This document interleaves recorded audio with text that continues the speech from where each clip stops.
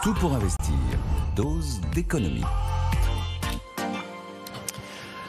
La suite de Tout pour investir dans un instant, on parlera des small et des mid-cap avec Eric Lewin, le rédacteur en chef des publications Agora. Et puis Jean-Marc Daniel sera avec nous pour nous raconter l'histoire du mot thune. Vous connaissez Nicolas Dose? Le blé, le flouze. Voilà, c'est l'un des noms. Il avait raconté les radis la fois dernière. Voilà. Alors T'as pas un radis, c'est parce que bon. Alors il paraît qu'aujourd'hui on dit plus thune, on dit moula. Voilà. Moula. Plus jeune, j'ai été repris sèchement tout à l'heure par Emmanuel Le Chypre. On dit moula. Voilà. Ouais. Bon. On va parler de la grève, Nicolas. D'accord. C'est l'un des sports. C'est une grosse affaire de thunes. Ouais, des sports nationaux en France. Ça va être compliqué de se déplacer aujourd'hui en Ile-de-France à cause de plusieurs mouvements sociaux. Qui fait grève Alors, les cheminots Ile-de-France, ça veut dire que tout ce qui est train de banlieue, tout ce qui est RER et tram affrété par la SNCF, il y aura des problèmes. Et puis également les agents d'ADP Roissy-Orly. Pas de perturbation prévue dans les aéroports, mais il y a quand même une manifestation qui est prévue au terminal 2E de l'aéroport Roissy-Charles de Gaulle. Ouais. Dans les deux cas, les syndicats demandent des primes pour travailler lors des Jeux Olympiques. Exactement, c'est vraiment le chantage au JO, c'est devenu une véritable épreuve olympique et il faut reconnaître que ça paye. Alors à la SNCF on fait grève aujourd'hui parce que demain il y a une négo sur la prime JO et chez ADP on fait grève parce qu'il y a l'Assemblée Générale aujourd'hui. Et donc ils ont agrégé 3 revendications, un plan d'embauche d'urgence, des hausses de salaire pérennes et évidemment une prime JO.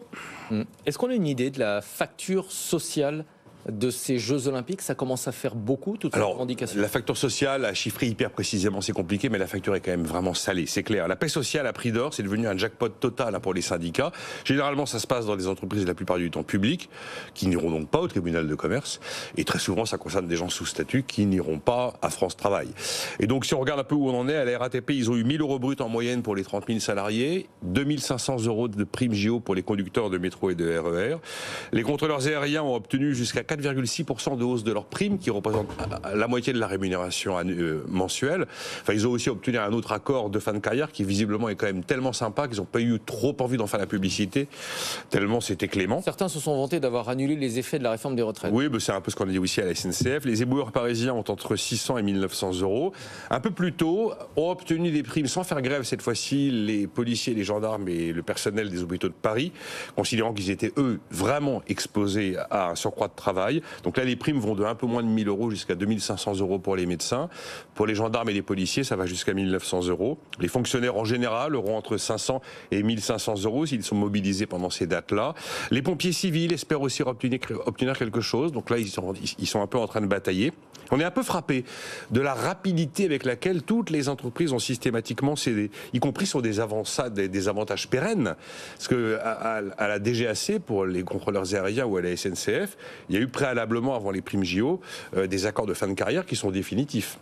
Et donc on voit que plus le pouvoir de blocage est grand, mené par des syndicats qui ne reculent pas devant la grève, plus les entreprises cèdent. Et puis l'exécutif a un peu une part indirecte de responsabilité, parce que hors de question que ce soit la chienlit devant les télés du monde entier en France pendant les JO. Donc on a installé une sorte de quoi qu'il en coûte olympique. Et à aucun moment, l'État, qui pour certaines de ces entreprises est quand même l'actionnaire seul et unique à 100%, à aucun moment l'État n'a opposé la moindre résistance à tout ce qui se passe. Alors, si on veut être complet, on peut dire qu'il y a eu aussi des primes accordées dans le secteur privé. Par exemple chez Accor, chez Sodexo d'abord, entre 15 et 30 € par jour travaillé pendant la période des Jeux Olympiques. Accor qui va nourrir le village olympique.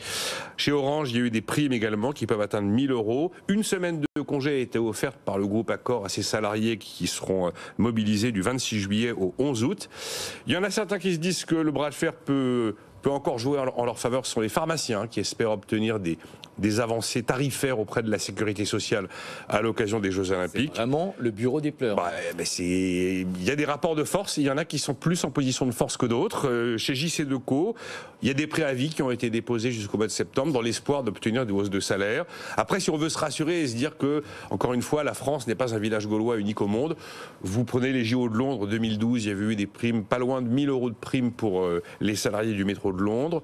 Il y avait eu des grosses manifestations avec des avantages obtenus à Rio de Janeiro aussi en 2016 pour les Jeux Olympiques. Avec des mouvements sociaux. Avec des mouvements sociaux, absolument.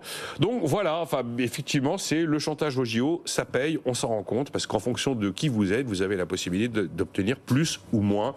Après, on peut considérer qu'il est normal qu'il y ait une gratification lorsqu'on connaît un surcroît de travail très important, entre par exemple, effectivement, le 25 juillet et la mi-août. Mais avec un point important, et vous l'avez dit, on ne sera pas toujours dans le cas de primes. Il y a des avantages pérennes qui vont rester et la facture va durer.